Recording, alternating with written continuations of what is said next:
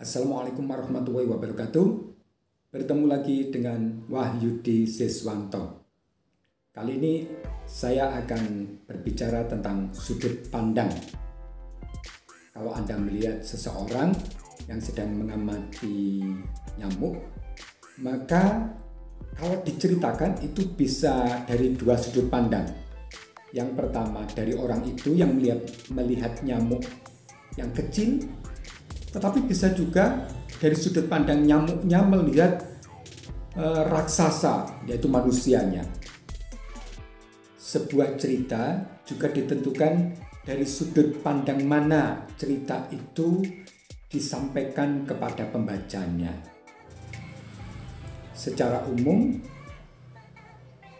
bisa dibedakan menjadi dua, yaitu sudut pandang orang pertama dan orang ketiga. Orang pertama yang saya maksud ini bisa tunggal, bisa juga jamak. Kalau tunggal, saya, aku ini sebagai pencerita, langsung terlibat dalam cerita itu. Kalau jamak, ya kami. Ini ada contoh supaya nanti jelas. Contoh sudut pandang orang pertama tunggal. Sebuah cerpen berjudul Tiwul karya Gerson Poyk. Kadang-kadang aku merenung sendiri, membuat kilas balik.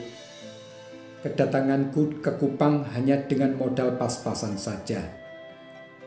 Sebenarnya aku mempunyai cukup banyak uang dari penjualan sebidang tanah milik sendiri di Curug Tangerang.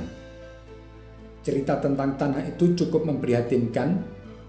Aku memperoleh tanah itu melalui sebuah iklan di koran. Seorang penduduk Curug Tangerang membuat kapling-kapling tanah lalu menjualnya. Nah, ini aku terlibat di dalam cerita itu. Aku di sini sebetulnya bisa saja sebagai pengamat. Jadi dia mengamati apa yang terjadi di sekitarnya tanpa mengetahui apa yang dipikirkan seseorang, apa yang dirasa seseorang. Tetapi bisa juga aku ini sampai bisa menembus apa yang dirasakan dan dipikirkan orang lain. Ini sebuah pilihan. Anda ingin menjadi aku yang tahu tentang apa yang dirasakan, biasanya ini sok tahu ya. Ataukah dia sebagai pengamat saja. Sudut pandang orang pertama ini bisa juga jamak. Contohnya dalam cerpen Kuli Kontrak karya Mokhtar Lubis. Lampu-lampu di beranda dan kamar depan telah dipadamkan. Ayah sedang menulis di kamar kerjanya. Dan kami, anak-anak berkumpul di kamar tidur ayah dan ibu, mendengarkan cerita ibu sebelum kami disuruh tidur. Ibu bercerita tentang seorang pelesit, pemakan orang, yang dapat menukar-nukar tubuhnya dari manusia menjadi macan dan kemudian jadi manusia kembali berganti-ganti. Ternyata yang bercerita tidak hanya satu orang, tetapi kami semua anaknya. Ada lagi sudut pandang orang ketiga, yaitu pencerita sebagai pengamat saja. Sebagai contoh adalah sudut pandang yang dipakai oleh Ahmad Tohari dalam cerpennya Senyum Karyamin. Kali ini Karyamin merayap lebih hati-hati. Meski dengan lutut yang sudah bergetar, jemari kaki dicengkeramkannya ke tanah. Segala perhatian dipusatkan pada pengendalian keseimbangan sehingga wajahnya kelihatan tegang. Sementara itu, air terus mengucur dari celana dan tubuhnya yang basah.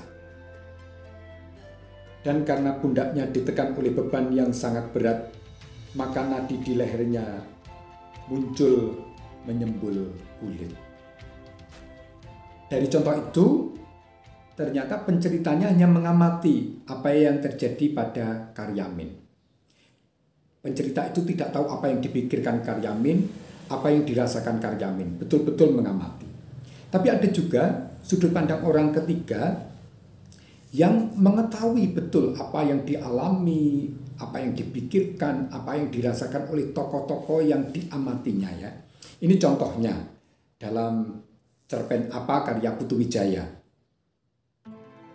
Samijo ingat lagi, bukan sekali ini saja ia berbuat baik untuk anaknya. Istrinya dan kedua istrinya hampir sepanjang tahun, sepanjang umur perkawinan mereka.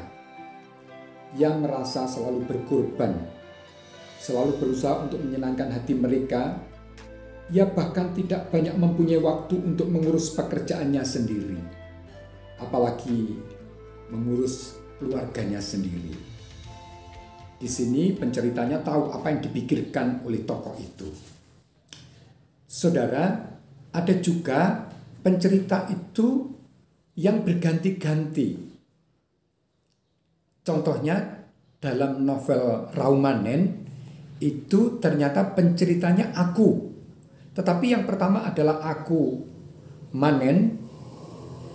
Kemudian pada bab berikutnya sama-sama aku yang bercerita aku, tetapi Monang. Dan secara bergantian Manen bercerita, kemudian Monang bercerita, Manen bercerita, Monang bercerita. Akhirnya dari dua orang ini yang bercerita tentang dirinya menjalin sebuah novel. Ada contoh lain yang lebih kompleks, yaitu dalam novel Para Priai karya Umar Khayyam. Masing-masing tokoh itu bercerita tentang dirinya sendiri. Kalau ada beberapa tokoh, satu tokoh bercerita tentang dirinya sendiri, satu tokoh bercerita tentang dirinya sendiri, yang lainnya juga bercerita tentang aku lagi. Kemudian beberapa tokoh ini kalau dikumpulkan akhirnya menjalin sebuah cerita yang utuh, yaitu Para Priai. Saudara, ada lagi model sudut pandang yang mencoba mengambil alih bahasa atau sudut pandang orang lain. Katakanlah ada sebuah cerita yang diceritakan oleh orang lain, tetapi karena berbelit-belit atau terlalu lamban atau mungkin kurang lincah, maka diambil alih. Ini terjadi pada novel Rafilus karya Budi Dharma. Akan saya bacakan contohnya.